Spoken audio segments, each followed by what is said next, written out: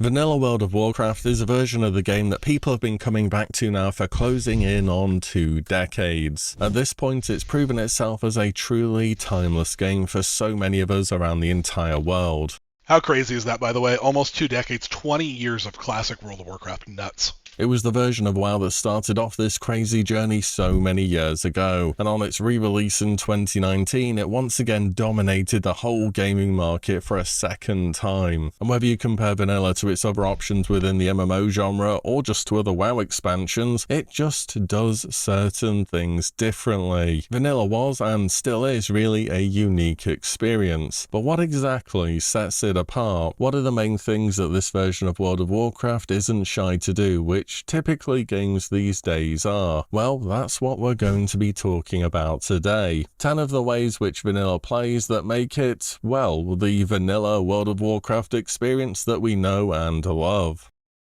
You know what's something that's awesome about this, and you guys who have played WoW for a long time can probably attest to this? I can name you every single area, I can name you every single mob, I can name you every single boss that was in all of these clips. Because Vanilla is such an iconic game. And I don't think you can say that with any other version of the game. Maybe TBC and Wrath, but dude, in retail, like, no. And everyone, like, on all these videos, people will comment whenever I post these on YouTube and be like, what a classic Andy take. It's like, yeah, that's my name. Duh. That's what I do. I did try to put these in order as well, but each one, although not as gameplay impacting as the next, does seem important to the overall pacing and just the feel of the game. So with that said, these for me are the top 10 things that make vanilla vanilla.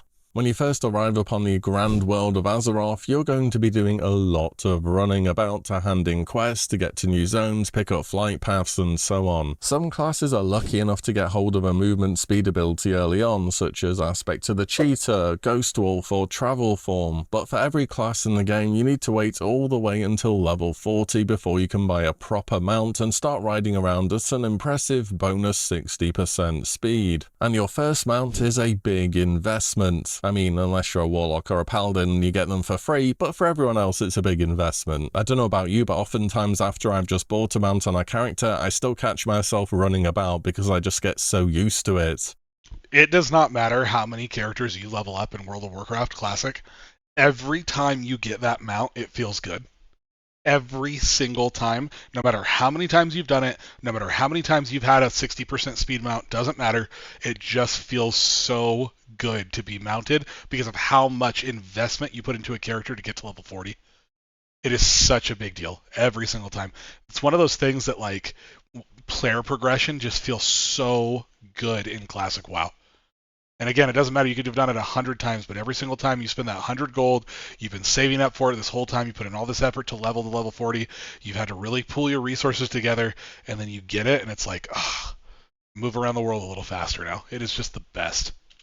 And while some of those journeys you have to do on foot are super long, such as the first trip from the wetlands up to Arathi Highlands on Alliance, or, you know, just going anywhere in the Barrens it feels like, it gives the world that scope of size which it's famous for. And your first mount will also set you back 90 gold or so after your faction discounts. And if you haven't been particularly careful with your gold up to level 40, you probably won't even be able to afford it for some time. I'd say on a regular playthrough on a first character on a fresh server, most people are getting their mount somewhere between level 44 to 46. That wouldn't be unreasonable. To really be able to get it at 40, you have to have it in mind from the beginning and work towards it, use the auction house, send things to your bank vault, and so on. And that's even before we get to level 60, where your epic mount is going to set you back a crazy 1,000 gold. But the thing is, the Dude, back in 2019, I couldn't even buy my... I was level 60, like, raiding Molten Core before I got my my level 60 mount.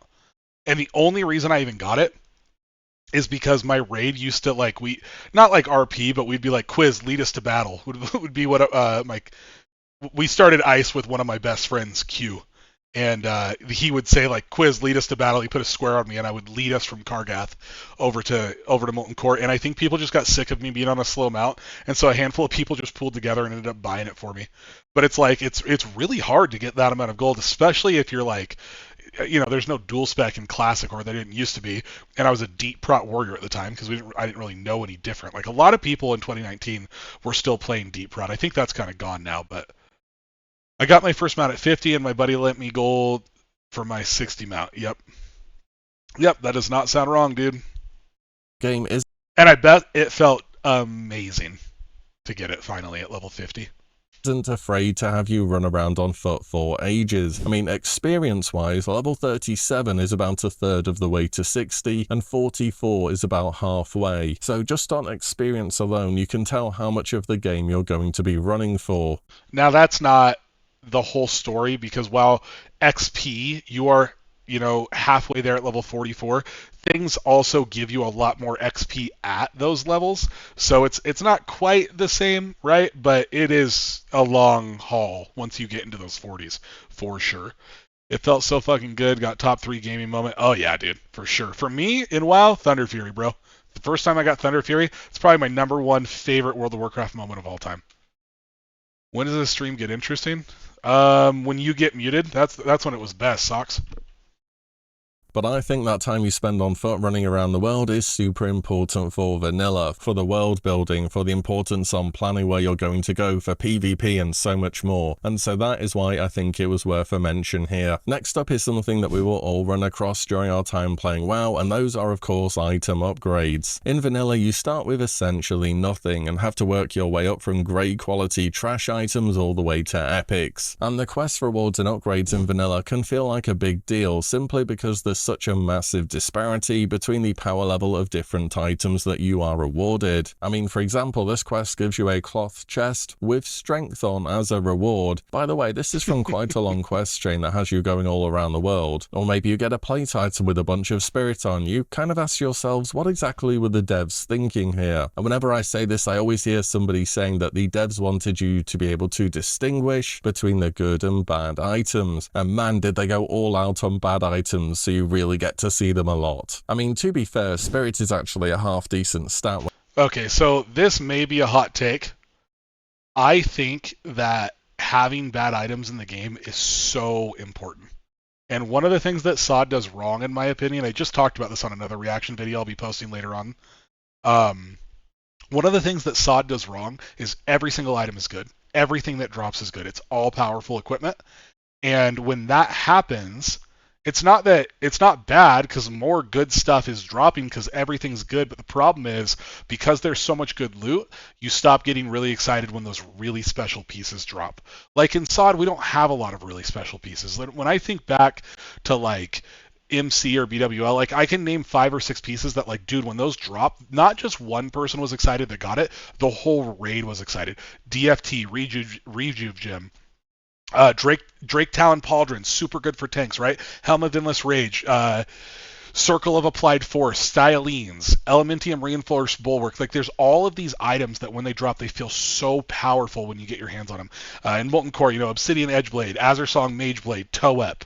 Like there's all these things that when they do finally drop, it's just the best feeling in the world because there's so many items that are so bad that it's such a massive jump up to what it is.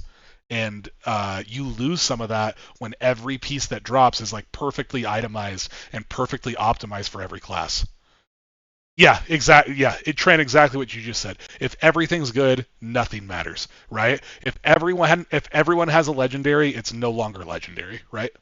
When you're leveling early game, but it does fall off unless you're a class which really benefits from it, such as a Shadow Priest. Then again, in a sea of items with highly questionable stats for flavor, there are also some massive upgrades which you will equip as soon as possible, and you'll probably keep them on for about 20 levels or so. Think of the seal.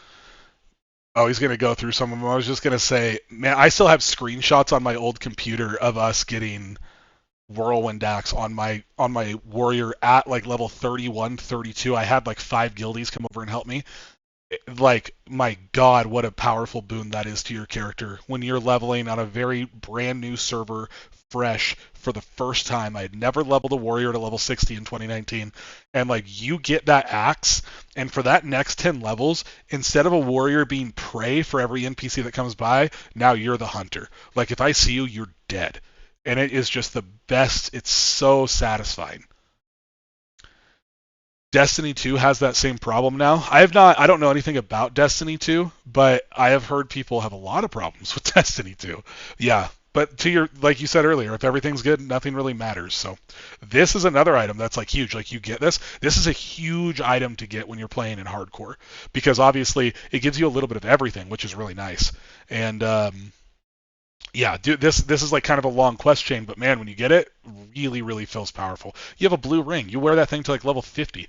Wheel of Rin from the long quest chain on Alliance, the Whirlwind Axe from the Warrior exclusive quest, or the Rune of the Guard Captain from that Horde quest in the Hinterlands. Going out of your way for those big quest rewards is most definitely worth it in vanilla, and you really feel the power of your upgrades when your abilities start hitting that much bit more. And having gone on that journey to get them, instead of just going to the auction house and pressing buy, makes them feel even more satisfying to get. And this trend of items being massive upgrades definitely continues at endgame too, with certain items being constantly in high demand, such as Ring of Ecuria, Onslaught Girdle, Chromatically Tempered Sword, Drakefang Talisman, and so many more. You know what's funny? Out of all the items that I listed, he only named one of the items that I said, and all of his items are like massively gameplay changing items. Because there are like these items in Classic that are so dude, Band of Ecuria, if I log on to my warrior right now from 2019, who is, when I say BIS, I literally mean has every best item in the entire game. Like, I beat Classic WoW. I have everything on that warrior. He's still wearing Band of Ecuria because you can't replace it. Like, you just cannot replace a ring in Classic WoW that gives you 2% hit, at least not as a tank. Like there's too many stats on that item. It's just so powerful. I mean, between Band of Ecuria, DFT, you're at 4% hit. Like that's nuts. That's completely insane. Throw on Mark of Cthulhu, now you're at 5. You need one more. Onslaught Girdle's awesome, and then you're good.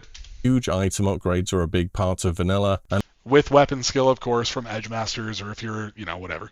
You really feel when you get one. Next up is regarding classes, and specifically those little things that each class has, which, although they tend to rarely be useful, are small bonuses which make them what they are. Yo, how squatted up is the 0.5 set pieces? How badass do these guys look? It's like amazing. It's sad, honestly. I've quit the game entirely now with the final shape, the gameplay and mechanics looks great along with the narrative just ran itself out. Oh, you guys were talking about Destiny in chat. This is a World of Warcraft stream, first of all.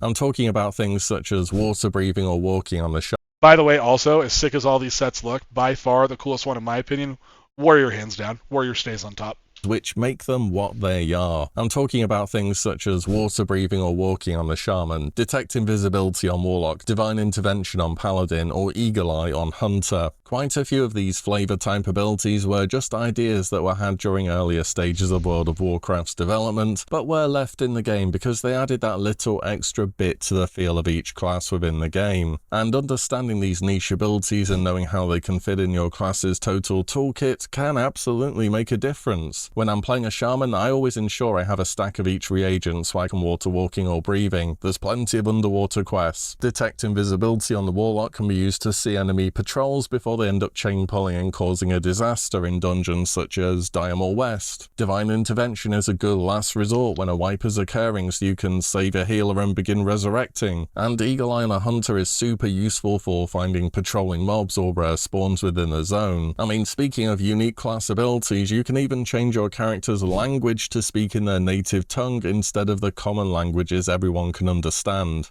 So a lot of these things that we're talking about here, that WillE's talking about in this video, are not things that have any tangible impact on your character's power whatsoever. Like water walking and eagle eye and eyes of the beast and like stuff like that, that doesn't do anything. Changing your character's language, it doesn't do anything. It doesn't need to be in the game. It doesn't really add a whole lot to your character in combat, right? Which is like sort of how you view WoW most of the time, is like what can your character do in a fight? But it massively adds to the overall world of Warcraft. Like, it makes sense that hunters would be able to control pets and they could see from far away, right? Like, those things they're really cool and they're really, really good for the game. And I was so disappointed. I think it was around Mists of Pandaria when they started getting rid of these niche abilities. And I don't understand why they got rid of them, because again, having them in the game doesn't hurt anything. And it just I think there should be way more stuff like that. You know, in Legion, they added stuff like your pet could play dead with you as a hunter. I play a lot of hunter, or I used to. Now I play Prot Warrior all the time. But Having stuff like that in the game is good. It fleshes out your character a little bit more, and it makes it feel like you're living more in a lived world, right? Being able to change your character's language, again, does nothing, but it's awesome. And they should never lose things like that. It's one of the things that makes the World of Warcraft a special game, and they need to lean on that.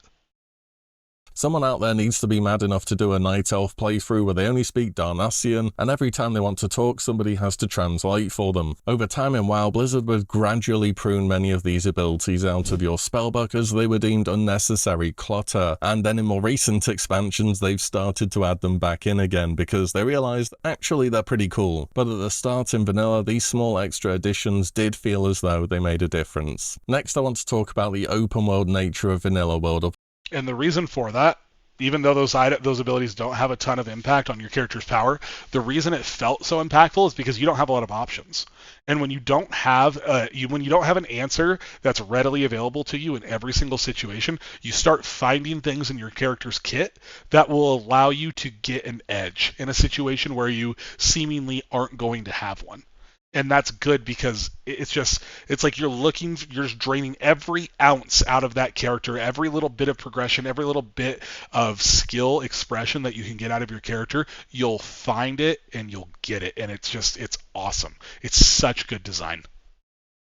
Warcraft. Whilst it's not by any means a full sandbox MMO insofar as you can really choose your path at all times and build anything anywhere, it certainly has a lot more choice than the expansions which follow it. You can definitely travel to areas which are high level or go into enemy territory. It's just the case the game will throw a skull level enemy at you that's going to 2-tap you, at which point you'll probably realise that you're not supposed to be there. There is also much less of a feeling of hand-holding and the game putting you on a set path. This is a big difference from many games nowadays where you almost get the impression that the developers have decided you need to know where to go and what to do at all times, otherwise you're going to get bored and quit. Vanilla isn't afraid to leave matters up to the player in terms of where you'll go, what you'll do, how you'll build your character, the gear that you'll use, and so on. I mean, imagine a totally new player to vanilla who's never played it before without add-ons or guides trying to find their way through the world. When the game first launched, that's what it was like for everyone. I mean, for me at least it was, I can say that. It's not that resources didn't exist online to find things, but my internet was so bad that each internet page would take minutes to load, and I would have rather just been playing the game during that time. The freedom to just go and do stuff has also lended it quite well to vanilla's replayability, as we've seen through Blizzard's attempts on seasonal servers in Season of Mastery and Discovery, as well as players taking on the hardcore challenge. Overall, vanilla is a game that's not afraid for you to go out in the world and learn about it, and for me that's definitely been a strength.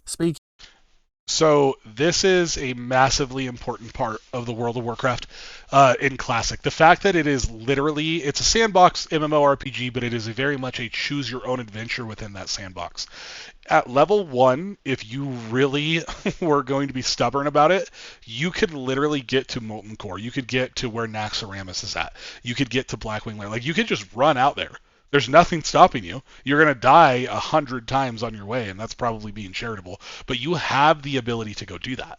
And it reminds me a lot, and again, like this is probably the boomer in me, but it reminds me of playing Pokemon Red and Blue. In Pokemon Red and Blue, it's not like you kill this gym and then you fight this gym and then you challenge this gym and then you challenge it doesn't work like that. Like the first couple gyms do, you need to beat them in order, and then after that it kind of just opens up. And if you trade Pokemon into the game, you can like do them in any order you basically want. Like, is it a good idea to go battle Sabrina the moment that you get to Saffron? Like, no, that's not a good idea.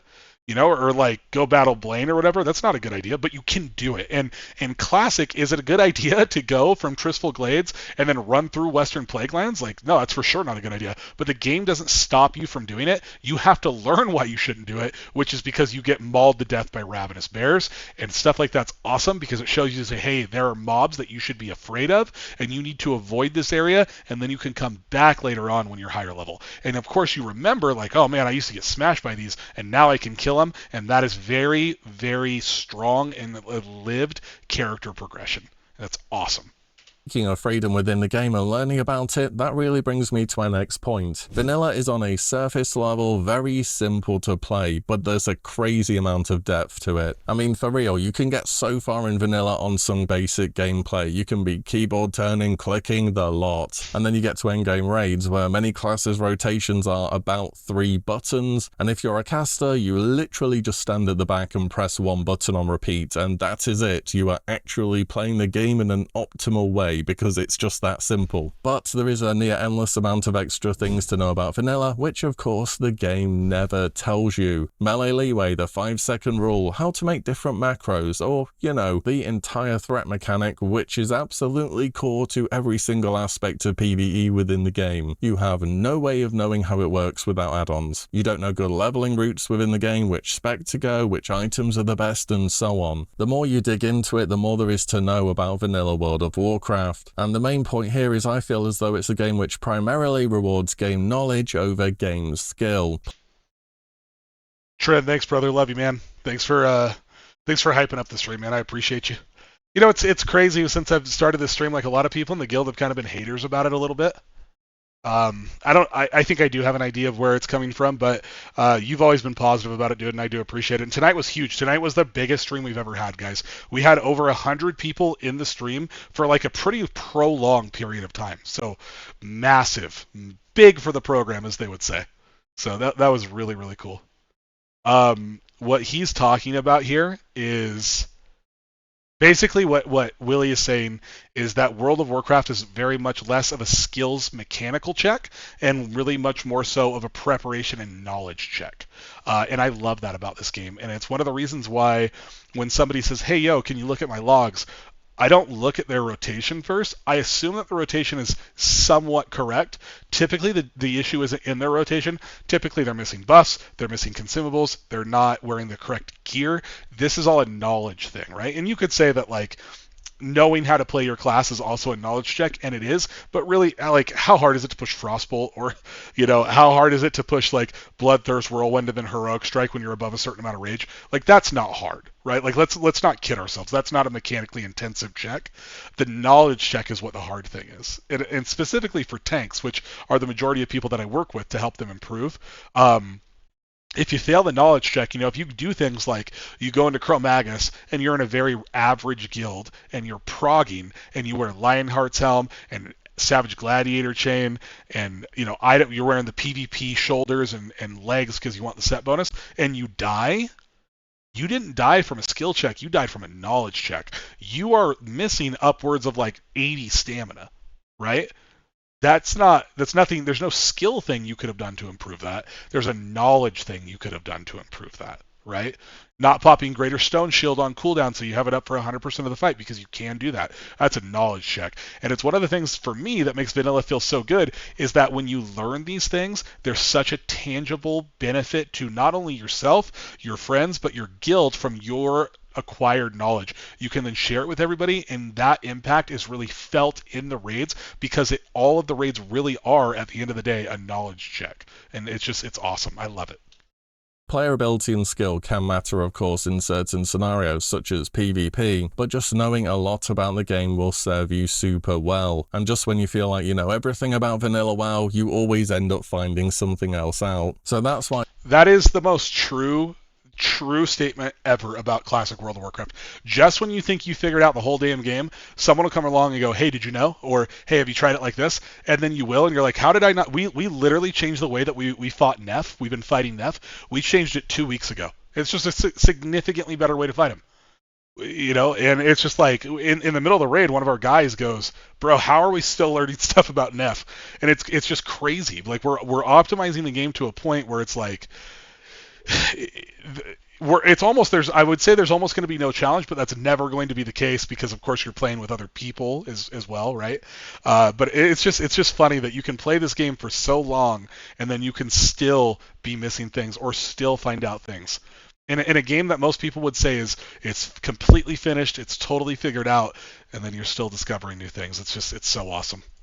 Like for me, vanilla is simple to play but has so much depth to it, and it really becomes more noticeable the more you play. Next up is the fact that in vanilla we have a more dangerous open world, as well as certain elite zones which can be very difficult to solo. Fresh out your starter zone at level 6, you're probably feeling pretty confident. The mobs in starter zones move slower, they can be neutral, and they're generally pretty easy to deal with. And then you step foot in that open world and it becomes immediately apparent that you are in fact not very strong at all. Whether it's kobolds respawning in the mines in Elwyn, Defias over in Westfall, or the classic Son of Aragold death down in Silverpine, the world of Warcraft can come at you pretty fast. Most classes consider anything more than 2 mobs at once to be a serious threat in vanilla. Okay, so I tested this in retail because I was curious, and this was a while ago, so I don't know how the game has progressed since then. I don't remember what expansion it was. I want to say Shadowlands, maybe?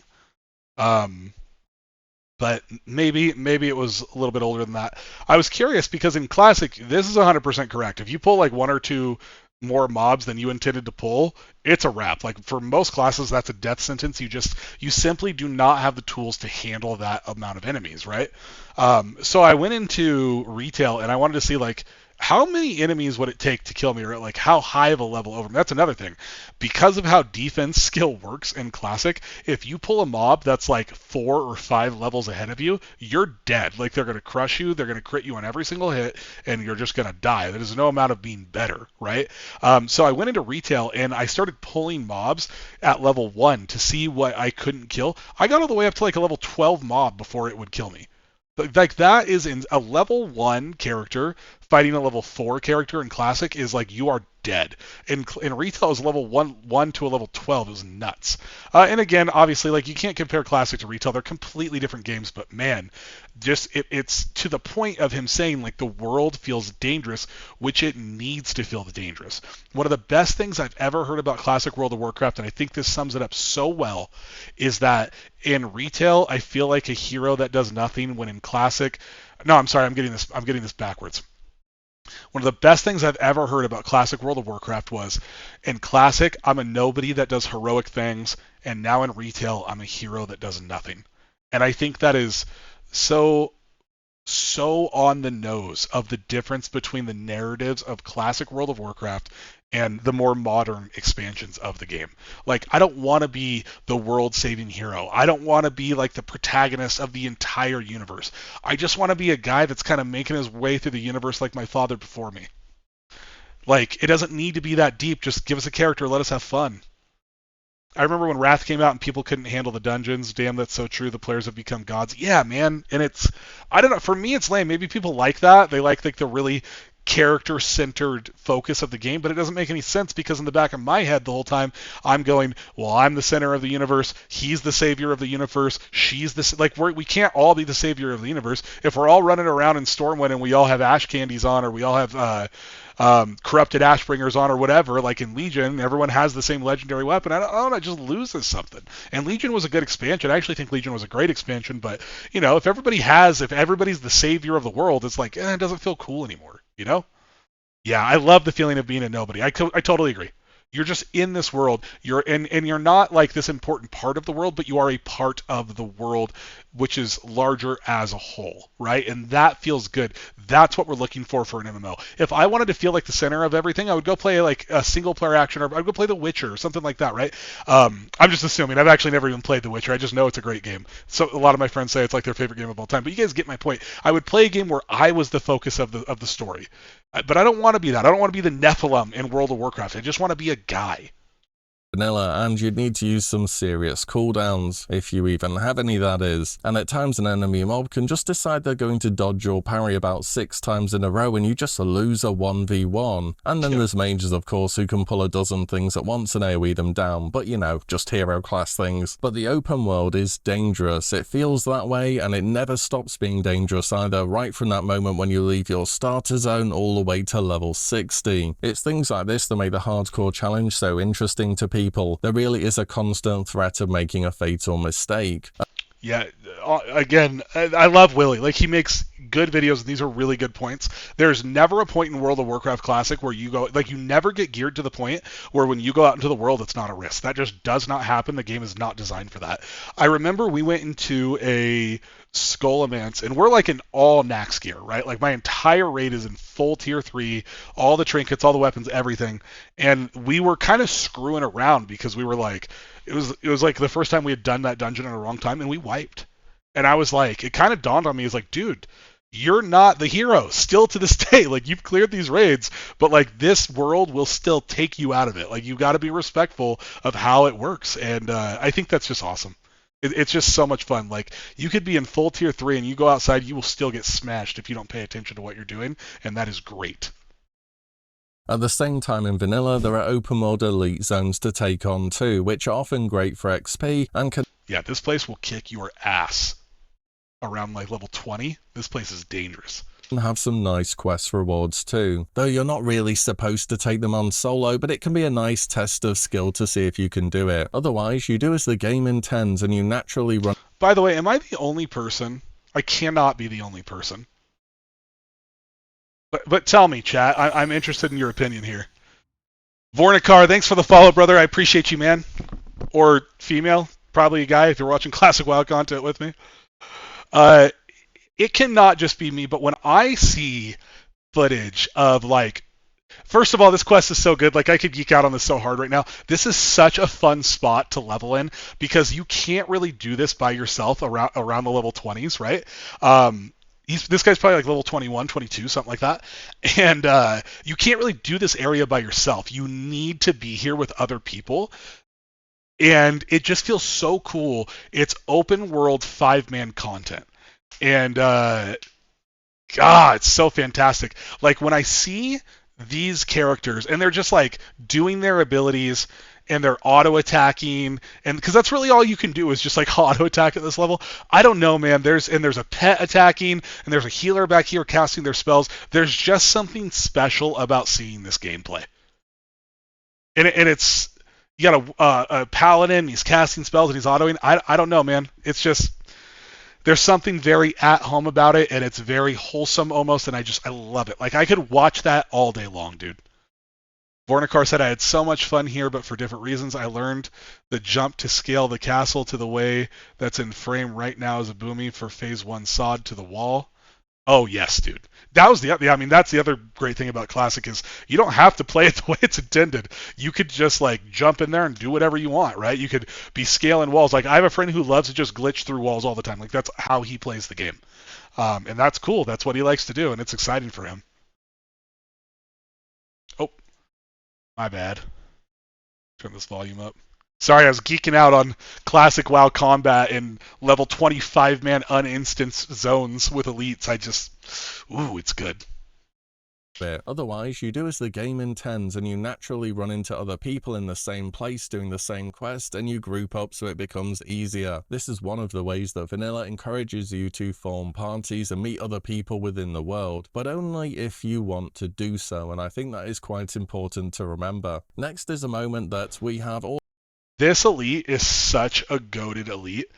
Morladam. Like, if I don't know how many of you guys in chat have leveled Alliance, but when I was playing hardcore and you get over to this area, Raven Hill Cemetery, where Morladam is walking around, because, like, he's much higher level than the rest of everything else, right? Yeah, you remember Zykes. And when you're leveling in this zone, especially in hardcore, and the fog comes in, and you're kind of looking around because you know this mob is here, and, like, I had a targeting macro, so I was spamming it the whole time because I was scared the entire time, and, like, you're waiting for this mob, and there's other dangerous mobs around too, and you can go down into the mausoleums, and there's all of these mobs that will spawn. Dude, that is peak gaming experience. Like, you are so immersed in the world of Warcraft in that time, and you're looking out for these mobs. You're trying not to die, but you need to pay attention to your quest objectives. But Morladam's patting around the area, and you need to go get the things inside of the crypts. But that's dangerous too, because now you're basically in a cave.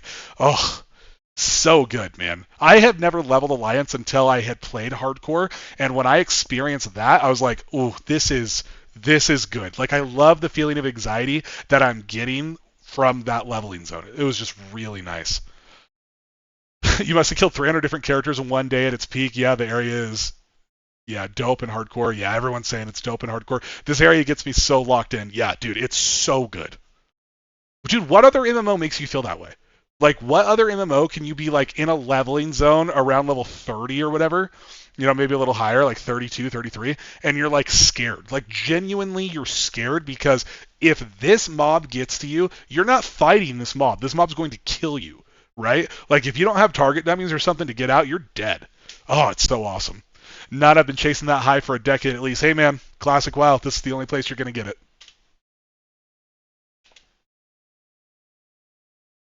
Must have hit M or something on accident. Let's rewind that a little bit. And on each to remember. Next is a moment that we have all experienced, I am sure, and on each character when it happens, it feels just as good as the last time. Yeah, get in your helm, dude, let's go! It's like a World of Warcraft graduation moment, and that's of course when you finally equip your first shoulder and helm slot items. This is like, dude, you can be wearing literally gray shoulders, and it is the best feeling in the freaking world. Oh, it's so good. Are you a Classic WoW purist, or are you looking forward to Classic Plus? Dude, I cannot tell you how excited I am for Classic Plus. I should rename my channel to Official Classic Plus Andy. Like, I am so excited. And it's a big part of the reason why I even started the channel. I've been playing WoW for such a long time. My wife was a professional streamer for so long. And she recently has kind of put the brakes on it because she's decided to be a mom, and she is an incredible mother, and I'm super grateful for her for that. Dude, that freaking duck smoking is amazing. So I decided that I was going to start streaming, and the reason that I really wanted to do it was because I have built this community within my guild. Our guild has lasted since day one of anniversary launch. Still to this day, we're still a guild. ICE, and we've been on all sorts of different servers, and we have this awesome community. And so I wanted to start streaming because I wanted to see if we could build up another community within the streaming community, the World of Warcraft Classic community, before we got to Classic Plus. And I've like, other than my first time playing Classic, I've never been more excited for a release of a game than Classic Plus. I cannot wait. I'm just ecstatic at the proposition of more Classic content. In a lot of ways, I am a Classic purist, but it's time for the game to move forward, and this is perfect time. And I think that BlizzCon 2026, I think we're going to get what we want. In fact, for that matter, you don't really get neck items or rings or trinkets, and definitely not idols, librams or totems for ages either, as in the ones you equip. The difference is though, you can see your shoulder and helm items on your character, so that just makes them better, doesn't it? I mean, even around level 18 or so, you might randomly come across a common quality pair of shoulders, but it still feels good to equip them, even though stats wise they're basically doing nothing for you. As for your helm, well, that comes quite a bit later, and for a regular character, you'll be seeing that somewhere between levels 25 to 30. It's the scarcity of these items at early levels which makes dungeons such as Scarlet Monastery Armory such a big deal. It doesn't have to just be your helm or shoulder items either, just getting your first bag in vanilla feels good. Dude, going into the Scarlet Armory and getting Herod's shoulder or the Berserker helm is like, dude, like that is so peak. Those items are so powerful. It feels so amazing. And he's right. Like the items don't even need to have stats on them. They could be, like I was saying, gray shoulders. But once you get them, it just feels amazing. Especially the big leather padded ones. You guys know what I'm talking about? Like the padded leather shoulders that have fur kind of around the outside, but they're still like crappy gray ones. Those are the peak shoulders, dude. Those are so badass. Scarlet Enclave was a good raid. First boss felt reminiscent of Onyxia. Yeah, it was good. It was really good. We killed it today on our alt raid. We just kind of went in there so we could go and see like what it was like for Friday and Sunday, but it was awesome. At one point we had like 100 people watching. It was really cool. I think I've said that twice now. I'm obviously very proud of the stream, right? For our first stream hitting over 100 people, it was really cool. There's nothing like starting your first quest within the game on a fresh character and you instantly just get a 6-slot bag in your... If you do that, if you get a 6-slot bag and like immediately that's a blessed run, you got to finish that character. That character has to get to level 60.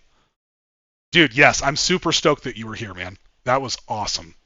inventory. It's the true sign of a blessed character. And even in later levels when you loot a traveler's knapsack, that just feels great as well. Even if you want to sell it, you're going to get a few gold. In a game where your inventory can fill up so fast, that matters. Which leaves us with what I feel are three of the most important things which make vanilla what it is. So first up, I've got something which I think can be a little bit overlooked in vanilla, but for me it's always felt really important, and that's having the feeling of going back to a major town or city after a long questing trip and restocking and sorting out your bags before you're ready to head out once again. Imagine the scenario: you've been out in Stranglethorn Vale questing for a few hours and your bags are now full of random meat, troll sweat, wild vine, and about 24 different other random items. You're starting to run low on food and water and you've gone through your health pots as well. But at the same time, for all this work, you've got a quest log which is absolutely full and completed to show. That moment when you finally head back to Booty Bay, sell all your trash, mail the good stuff to your bank hold, turn in all those quests, sort out your gear and so on, just feels so good to do. Maybe you head over to Stormwind afterwards, check the auction house for upgrades, get more food and water and health pots, go to your class trainer to get new skills. Maybe whilst you're there a world buff drops and hey, you're ready to go, bags clean, gear repaired, to head back out there and get stuck into the world once again with a fresh set of quests to work on. Those moments when you pause to just sort things out, for me, add so much to the game, and it's something that everybody does. It also encourages that planning aspect of vanilla in terms of what quests will I do now, where do I want to go next, and so on.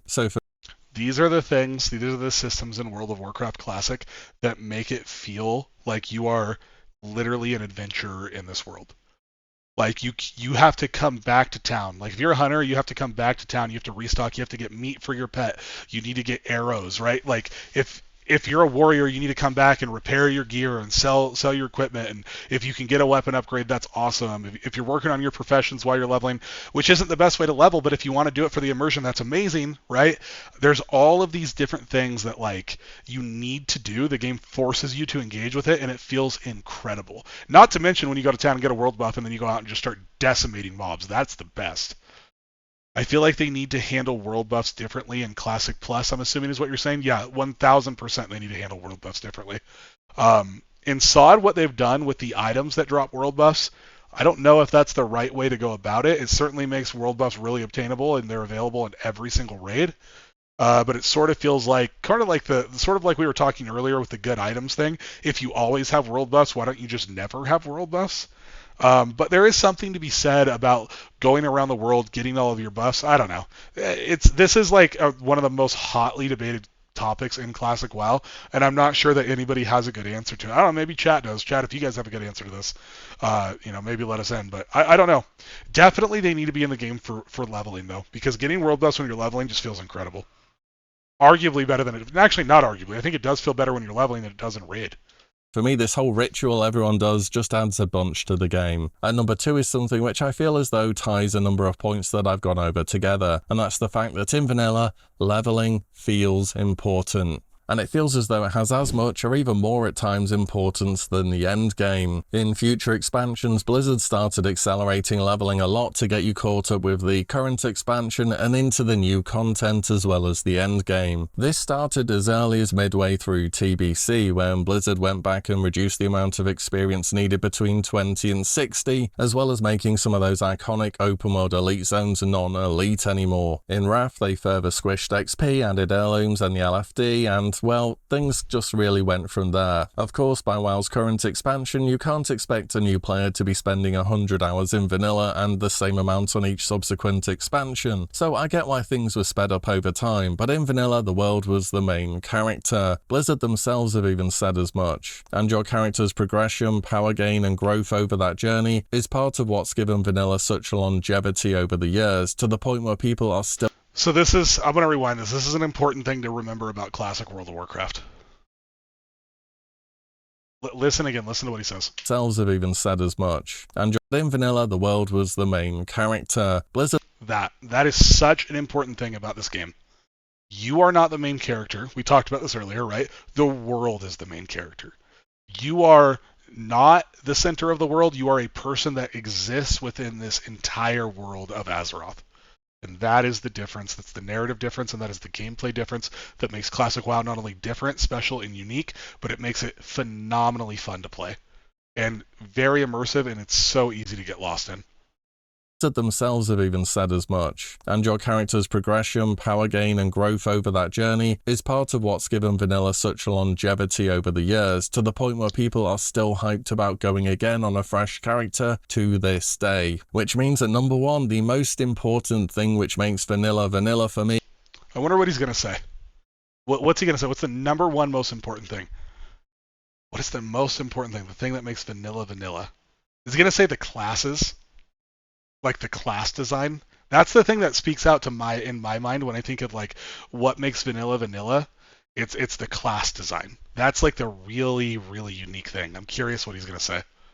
Is, well, something no expansion can ever do, because it's the fact that vanilla is not an expansion. When you start here, you start at level 1 with nothing in your bags, barely any gear, and it's a new adventure every single time. I mean, sure, if you played the game a lot before, you can mail yourself gear, you can boost and so on, but that's up to you whether or not you want to do that. Every single player starts off in the same way in vanilla as the humble adventurer. You're a small person in a very big world, delivering letters, solving small problems, and eventually you're led to doing great things towards the endgame of WoW. I mean, if you just stop and think for a moment, when's the first time you actually fight a full-grown dragon in World of Warcraft? Sure, you've got the whelplings over in the wetlands, there's drakes in Badlands, but a fully grown dragon, that's properly endgame material, such as the Green Dragon world bosses or Veilstraz the Corrupt in BWL. This is a really interesting take. I've never heard anybody say this. Like, the number one thing that he loves about World of Warcraft is that it's not an expansion. It is completely self-contained world. That's an interesting take, because if you think about, like, if you go into Wrath, right, you have characters that are completely geared in Sunwell gear. Like, they're sort of already established characters. That's not a new character, right? And then they go into Wrath, and I don't know how the progression goes from TBC Sunwell geared people into Wrath, but they probably just smash things all the way up to a certain level in that gear. You probably don't replace it for a while, would be my guess, because it's still one of the like 3 original classic expansions, and that's very much how the design was of like the Dreadnought gear, the Warrior Tier 3 going into Karazhan. You could wear it all the way up to Karazhan. I did. I wore a bunch of Dreadnought and Thunder Fury all the way in Karazhan, and that is an interesting take though. Like, every character that starts is on a brand new slate. That is a cool thing to think about. Expansion started, the old world felt as though it changed from the main character of the game to just an obstacle which you needed to overcome so that you could progress onto expansions and the new content as soon as possible. And when you were starting on an expansion, your character was already quite powerful with all your gear and abilities, and you just went from there. But that is not the case for vanilla, and I think ultimately having that progression path from 1 to 60 in a cohesive world is something that truly makes vanilla the game that it is. And that's it, 10 things which I think have proven their worth over the years in vanilla World of Warcraft, and have made it to this day still one of the most popular MMOs in the world. Would you replace any of these points, and is there anything else which you think is core to the world of vanilla WoW? Let me know below. And as always, thank you all so much for watching and listening in, and I shall see you on the next one very soon. Dude, WillE's goated, man. Seriously, one of the best content creators in our classic World of Warcraft space. Super, super talented. I love his videos. WillE is my boy. I would love to be able to work on something with him one day if I ever got my channel big enough, but, 144,000 views, we're a little far off from that. But man, that was a great video. He's right about everything. which I never say that on any of my reaction videos, but WillE is the man, dude. He's so good.